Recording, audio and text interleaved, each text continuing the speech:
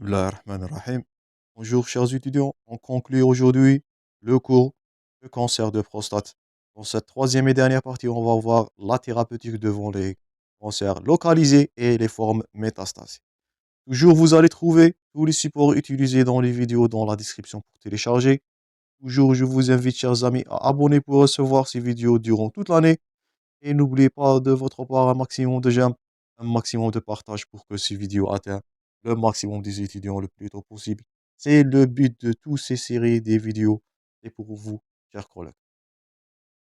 Avant d'entamer le traitement, on va voir quelques critères de stadification et c'est la fameuse classification TNM. Donc on avait parlé de la classification de Gleason, bien le score de Gleason avec le score ISUP, il y a eu une valeur très pronostique même valeur de suivi. Maintenant, on va voir la fameuse classification TNM. Donc, et toujours, c'est pour le développement local. Ça, on avait vu. Donc, soit moins de lobes, plus de deux lobes, ou bien dans les deux lobes. Ça nous fait rappel de T2A, T2B et T2C. Aussi, sur les données de la biopsie, donc, le nombre de ces nodules, l'extension et bien sûr le score de Gleason de chaque lésion ou le score ICIP. Pour avoir plus de données, on va faire le recours à l'IRM pour plus de données cliniques et une meilleure prédiction sur l'extension extra-prostatique. Donc le score T, ce sont les tumeurs, je répète, T1, T2, T3, c'est localisation prostatique. Et au-delà de T4, c'est au-delà de prostate. On va envahir les structures sous-jacentes. Donc tout ça, on avait parlé précédemment. On récapitule avant de entamer le traitement. N, c'est pour les ganglions. Donc, la biopsie de toucher rectal. Donc, on va rechercher les ganglions atteints. Donc, c'est l'IRM. On parlera d'N positif s'il s'agit d'une nodule ou bien d'une forme arrondie qui est supérieure à 8 vers 10 millimètres. Donc, au-delà de 1 centime, on parlera d'adénopathie. Donc, ça, on avait vu précédemment dans la sémiologie. Donc, une adénopathie qui est métastatique ou bien envahie. Donc, ce sont des nodules de forme arrondie. Les N plus s'il s'agit au moins un ganglion atteint par la prolifération maligne qui est supérieure à 8 jusqu'aux 10 millimètres. Pour dépister ou bien détecter ces ganglions, ces adénopathies, on va faire le recours au PET scan, donc on avait vu précédemment. Et ça, c'est la nécessité du curage ganglionnaire devant toute forme qui est localisée ou bien qui est avancée. On va voir ça dans le curage ganglionnaire devant les formes qui sont localisées dans le traitement chirurgical, dans la prostatectomie totale. M, c'est pour métastase. Donc, elle est corrélée devant un taux de PSA qui est supérieur à 20 nanogrammes par millilitre. Ça, c'est à retenir. Donc, le taux de PSA normal qui est supérieur à 4, c'est pathologique. Supérieur à 20 nanogrammes par millilitre, c'est encore pire. Il est en faveur d'une forme métastasée. J'espère que vous êtes en train de noter tout ce qu'on a, tout ce qu'on est en train de parler. Il peut s'agir des notes, hein, des questions dans vos cas cliniques. Donc, un taux de PSA supérieur à 20 nanogrammes, comme on avait dit, c'est en faveur d'une forme métastasée. Donc, pour les métastases, on avait dit qu'il s'agit d'une forme osseuse. Ça, on avait parlé dans les lymphomes et dans les listes d'oncologie. C'est toujours présent, vous pouvez les consulter. On utilisera la scintigraphie osseuse comme examen de référence pour le bilan d'extension. Donc, si on vous pose la question, quels sont les bilans d'extension devant un cancer de prostate, je répète, c'est l'IRM et de la scintigraphie associée à la tomographie par émission de positron, donc le PET scan. Par contre, c'était la biopsie, je répète, qui a été l'examen de certitude, et c'était le toucher rectal couplé avec le dosage du PSA. Donc, je vous invite à noter ça. Donc, l'examen de dépistage, on répète, ça on avait parlé précédemment. L'examen de dépistage, c'est le simple toucher rectal avec le dosage du PSA. Par contre, l'examen de certitude, je répète, c'est la biopsie. Donc, c'est l'anatomopathologie, c'est histologique du tissu qui va nous montrer l'adénocarcinome mucinaire. Et dans la classification TNM pour le bilan d'extension, les examens utilisés comme bilan d'extension, c'est l'IRM du corps entier, le PET scan ou bien la tomographie par émission du positron avec bien sûr de l'IRM avant toute biopsie prostatique. J'espère que c'est clair. Maintenant, on va passer au traitement. Donc, il existe deux méthodes ou bien deux grands titres de traitement. On a des traitements pour les cancers du prostate qui sont localisés ou bien localement avancés. Et il s'agit de deuxième ligne, c'est le traitement pour les cancers de prostate métastatiques. Donc ça diffère. Deux grands titres. Un cancer de prostate, il a sa stratégie thérapeutique, bien sûr localisée. Un cancer métastatique, donc la thérapeutique, ça change et vous allez voir la valeur de l'espérance de vie pour le choix de ce traitement-là. Juste une minute, on revient. Donc, on dira qu'une forme localisée, elle est à faible risque si le taux de PSA est inférieur à 10, avec un score USUP. Hein? Donc, c'est la même signification d'un gléson situé entre 2 et 6. Et bien sûr, selon la classification TNM, c'est une tumeur T2A, elle n'envahit que la moitié. Donc c'est pour cela qu'on a insisté sur la partie précédente de la classification. C'est primordial de connaître dans l'entomopathologie, c'est primordial de connaître la classification pour mieux administrer une conduite thérapeutique qui est adaptée selon le stade ou la gravité de cette tumeur. Donc je répète, faible risque, PSA inférieur à 10, score ISUP à 1, avec au maximum et 2A au maximum, une tumeur qui n'envahit plus bien que la moitié des lobes, plus de la moitié, donc c'est T2B. On est dans le deuxième stade.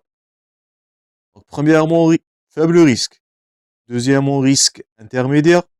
Donc, PSA augmente bien sûr entre 10 et 20. USIP 2 ou 3 avec un stade T2B. Donc c'est une tumeur qui envahit plus que la moitié d'un lobe. Et au risque, on parlera d'une tumeur localement avancée, c'est LA. Donc un taux de PSA supérieur à 20, un score USUP 4 et 5. Donc ça correspond à un Gleason à 9 ou à 10. Et un stade T2C. Donc c'est une tumeur qui a envahi plus, ou bien les deux lobes, donc plus une seule lobe qui est atteinte plus que la moitié. Donc les deux lobes ils sont atteints par la prolifération maligne. Donc là, c'est cancer localisé à un haut risque. Pour ces cancers localisés, on a premièrement le traitement différé, la surveillance. On a deuxièmement la prostatectomie totale. Je vous invite à les noter. On a la radiothérapie externe et la thérapie. Et certainement, on a des traitements focaux. Pour les cancers prostatiques en état de métastase, donc il n'y a pas de traitement chirurgical, on a seulement l'hormonothérapie, le traitement associé avec la castration, bien les nouvelles molécules, on va aborder les nouvelles molécules utilisées en cas de résistance à la castration hormonale. Je répète, devant une prostate, bien tumeur de prostate localisée, les deux traitements de choix, c'est la surveillance et la prostatectomie totale qui est curatif. Selon les indications, bien sûr, on va les voir. Et pour un cancer de prostate métastatique, c'est l'hormonothérapie qui est le traitement de choix dans ces cas-là. Commençons premièrement par le traitement différé. Donc, c'est la surveillance et abstention. Donc, le principe, c'est d'instaurer un traitement à visée palliative, non curatif, chez les patients qui sont symptomatiques. Quelles sont ces indications? Donc, il est à administrer chez les patients qui ont l'espérance de vie qui est inférieure à 10 ans. On répète ce qu'on avait dit précédemment. Le cancer de prostate, c'est une pathologie chronique qui s'évolue très lentement, donc plus de 10 vers 15 ans pour se manifester. Si un patient, ça c'est à noter, il a une espérance de vie malheureusement qui est inférieure à 10, ce dernier, il a d'autres chances, ou bien le patient, il a davantage risque de mourir d'autres causes, puisque ce cancer. Donc ça sert à rien de traiter quelque chose qui va pas manifester dans les espérances de vie de ce patient.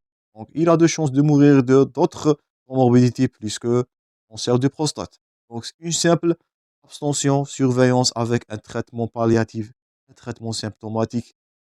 Il concerne les hommes, je répète, cancer stade T1 et T2. Nous sommes toujours dans les formes localisées. Espérance de vie inférieure à 10 ans. Tumeur non agressive.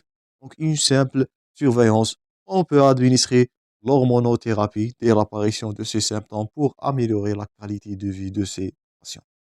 Donc la justification, la tumeur, ça c'est à retenir, cette ligne est à retenir par cœur.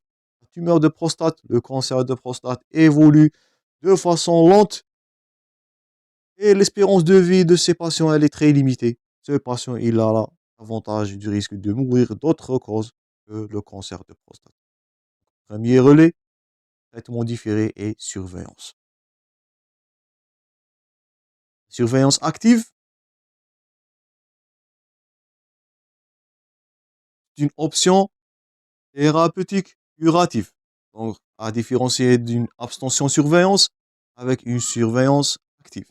Cette surveillance active déplace ou bien déplace l'éventuel moment du traitement tout en restaurant dans les fenêtres tout en restant dans les fenêtres de curabilité de la maladie. Donc, ça, c'est des patients qui sont une mauvaise espérance de vie.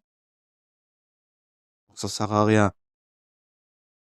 On a une abstention surveillance et certains, dans des critères d'évolutivité, on va voir ça. On va passer à la surveillance qui est active. On peut passer au traitement à tout moment. Donc, faites attention de ne pas surtraiter. Donc, c'est toujours en espérance de vie. Donc, faible risque d'évolutivité de cancer. Donc, la surveillance, simple surveillance. Mais s'il s'agit d'une population hétérogène avec un risque de cancer de prostate, on va passer à la surveillance active. Donc, il y a une différence entre la surveillance active et la simple surveillance. Là, c'est l'espérance de vie qui est, je répète, inférieure à 10 ans. Un tumeur qui est non progressive, donc abstention, surveillance. Ou bien surveillance active, qui consiste à des consultations tous les 3 à 6 mois. Donc ça, c'est la surveillance active. Une consultation tous les 3 à 6 mois. Donc, qui consiste toujours à un dépistage PSA plus un toucher rectal. Je répète, le dépistage, il se fait une fois tous les ans. Mais la surveillance active chez les patients au risque. Donc, c'est une consultation tous les 3 à 6 mois. PSA plus toucher rectal. Nouvelle série de biopsies prostatiques dans les 6-18 mois. Et la biopsie anniversaire, donc avec un intervalle de 2 ans. Donc tout ça sont les critères de surveillance active. Donc, premièrement, abstention thérapeutique si le patient il a du mauvais pronostic, une mauvaise espérance de vie. Deuxièmement, la surveillance active tous les 3 à 6 mois, PSA plus toucher rectal, avec biopsie programmée tous les 6 à 18 mois et les biopsies anniversaires avec un intervalle de 2 ans. Ça va faire partie du surveillance active et du traitement différé. J'espère que c'est clair pour la première modalité de traitement, qui est le traitement différé. Maintenant, ce traitement différé, dans certains des cas, il va échouer. Donc, les critères d'échec du traitement différé qui sont des indications à la prostatectomie totale, au deuxième relais. Donc, c'est une modification du toucher rectal. Donc, si un patient qui est sous surveillance active présente une modification du toucher rectal, donc malheureusement là, on va passer à un traitement curateur. Donc, la surveillance n'est pas suffisante. Ou bien une augmentation de taux de PSA, donc généralement qui est supérieur à 10 nanogrammes par millilitre. tumeur elle a passé du faible risque vers un haut risque, ou bien le doublement de taux de PSA rapide dans moins de 3 ans. Donc, ce sont des critères d'une évolution maligne, une mauvaise évolution de la tumeur. Ou bien les modifications des paramètres biopsiques. Donc, pour un cancer de prostate, elle ne répond plus aux critères initiaux définis par les critères d'inclusion. Donc, on va noter les pathologies ou bien les anomalies histologiques dans les paramètres de biopsie. Donc, un cancer va passer d'une tumeur qui est bien différenciée vers une tumeur non différenciée. Donc, et c'est du mauvais pronostic. Donc, c'est le toucher rectal qui va être modifié dans la surveillance active. Le taux de PSA augmenté plus à 10 ou doublé dans les 3 ans avec la biopsie qui est programmée, je répète, tous les 6 vers 18 mois pour dépister le changement histologique ou bien l'évolution anatomopathologique de la lésion cancéreuse. Le deuxième relais de traitement, c'est la prostatectomie totale. Donc, la prostatectomie totale, ça c'est à retenir, c'est le traitement de référence du cancer de prostate dans la forme localisée. Donc, le traitement de référence, il est chirurgical. Elle offre plus de garanties, plus de contrôle carcinologique à long terme. Donc, la surveillance réservée chez les patients avec espérance de vie diminuée. La prostatectomie totale, c'est le traitement curateur le meilleur, le plus garanti pour le contrôle de l'évolution de la cancer. Donc, pour les patients donc, avec une espérance de vie qui est supérieure à 10 ans. Je répète, vous bénéficiez d'une prostatectomie totale, le patient il va avoir une espérance de vie qui est supérieure à 10 ans. Ça ne sert à rien, je répète, de faire recours à la chirurgie chez un patient avec une mauvaise espérance de vie. Donc, cette prostatectomie totale, elle est constituée à l'ablation de la totalité de la prostate et ses deux vésicles ou bien vésicules séminales. Donc, on va enlever la totalité de la prostate, les deux vésicules séminales, et on respecte, faites attention, les structures responsables à la continence et de l'érection. Faites attention. On respecte le sphincter, on respecte les paquets vasculo-nerveux responsables à l'érection. Donc, ces patients, ils ont une espérance de vie. On ne veut pas poser des problèmes, soit de continence, donc une symptomatologie, ou bien un confort mictionnel, ou des troubles d'érection. Donc, je répète, prostatectomie totale avec les deux vésicules séminales.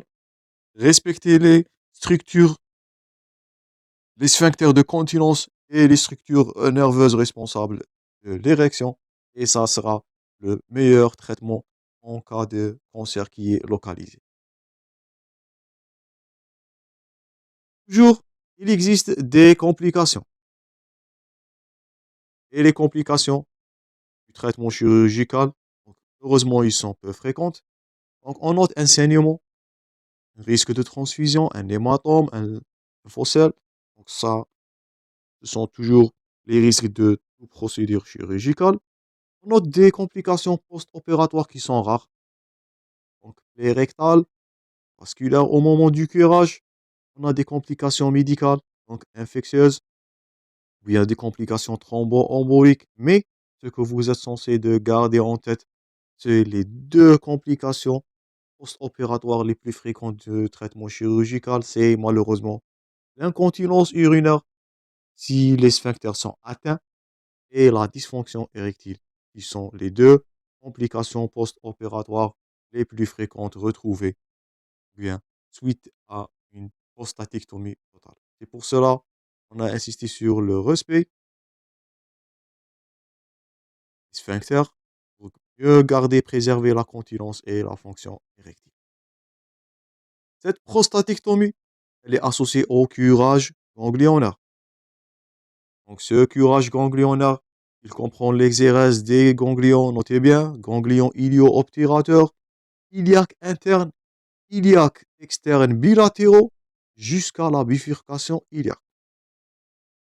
Donc, on risque pas que cette tumeur avance ou bien se dissémine à l'aide de ces ganglions. Donc, on fait du curage ganglionnaire ilio-obturateur, interne, iliaque externe, bilatéral jusqu'à la bifurcation iliaque. J'espère que vous allez noter ça. Donc, la deuxième modalité de traitement, c'est chirurgical. La prostatectomie totale avec un curage ganglionnaire, c'est le meilleur traitement dans les formes localisées. Ça, c'est à retenir. Troisième modalité de traitement pour les formes toujours localisées, on dispose de la radiothérapie externe et la curithérapie. Donc, la radiothérapie externe, là, on va utiliser 74 degrés ou plus. Cette radiothérapie doit utiliser une technique, donc soit le RCMI ou le UMRT. Donc, ce sont des protocoles de radiothérapie. Les contre-indications de la radiothérapie externe, c'est les antécédents d'irradiation pelvienne, l'irradiation, elle est oncogène, des maladies inflammatoires rectales actives ou de la sclérodermie qui constituent les contre-indications de la radiothérapie externe. L'irradiation de la prostate de son ensemble, aussi de la vésicule séminale, plus ou moins les aires ganglionnaires. Donc tout ça, et toutes ces structures doivent être irradiées par 74 degrés ou plus. Bien sûr, en dehors de toute contre-indication. D'autres modalités de traitement, les traitements focaux. Donc, ils sont basés sur des moyens physiques. Donc, c'est les ultrasons, la cryothérapie, la curithérapie, la radiofréquence au laser. Par exemple, la radiofréquence utilise des champs électromagnétiques. Donc, elle est utilisée dans le cancer du rein, qu'on va l'aborder prochainement. Ou l'électroporation qui consiste à un passage d'un courant électrique dans la prostate qui va entraîner la mort des cellules sans chaleur par ouverture des pores membranaires. Donc tout ça, ce sont des techniques focaux. Et je répète, le traitement chirurgical curateur, la prostatectomie totale reste le traitement de choix devant un cancer localisé. J'ai un patient, bien sûr, qui est en bonne santé avec une espérance de vie supérieure à 10 ans.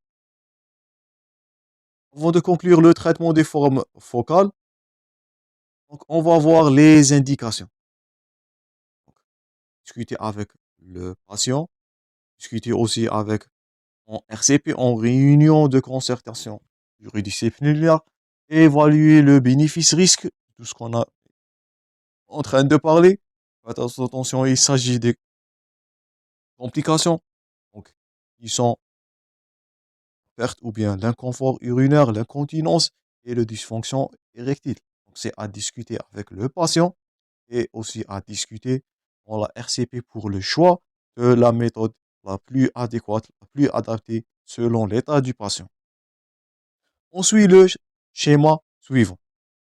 Donc, les recommandations selon un risque faible, ça on avait dit précédemment, abstention thérapeutique, voire une surveillance active si on voit que la symptomatologie est en train d'évoluer.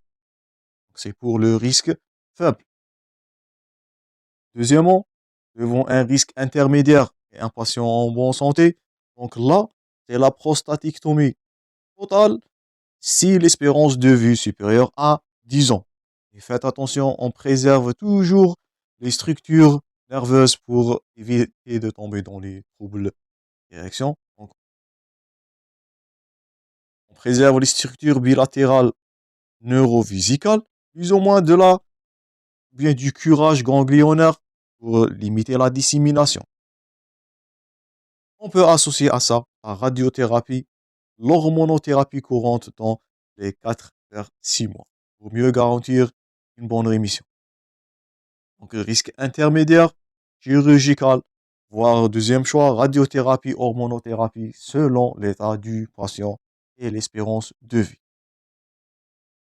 Troisièmement, Devant des formes à haut risque, faites attention, une prostatectomie totale, donc avec curage ganglionnaire, sans préservation du relais neurovisical bilatéral. Donc là, le cancer, il est à haut risque, prostatectomie totale dans une approche qui est multimodale, avec curage ganglionnaire étendu, sans préservation du structure nerveuse. Ou, deuxième choix, radiothérapie, hormonothérapie qui est longue, ça va faire une durée de 2 jusqu'aux 3 ans. Donc le troisième relais, c'est devant les cancers avec un haut risque. Donc pas de préservation du structure neurovasculaire, une prostatectomie multimodale avec une radiothérapie, hormonothérapie longue, 2 à 3 ans, pour limiter la dissémination. Là, le patient, il est à haut risque. Ce cancer peut métastaser et le pronostic, ça va aggraver. Dernier relais, il y a un dernier critère, les recommandations selon les formes localement avancées. Donc là, malheureusement, on dépasse la chirurgie. Donc, la tumeur, elle est localement avancée. Donc, on préfère en premier plan la radiothérapie et l'hormonothérapie longue 2 à 3 ans. Et on est loin de la chirurgie. Donc, la chirurgie, elle est en premier plan devant la forme qui est localisée, je répète. Donc, elle est curateur dans les formes localisées à chaque fois, ou bien le moment où la tumeur elle avance, donc soit localement, soit elle devient métastasée qu'on va aborder prochainement.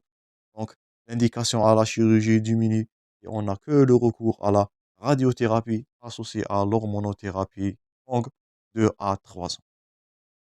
Donc, il nous reste que le protocole de traitement des cancers métastasés. On va l'aborder dans la dernière et la prochaine partie. Je vous remercie pour votre attention, chers amis. Je vous rencontrerai dans la suite de ce cours très prochainement. Merci pour votre attention et bon courage.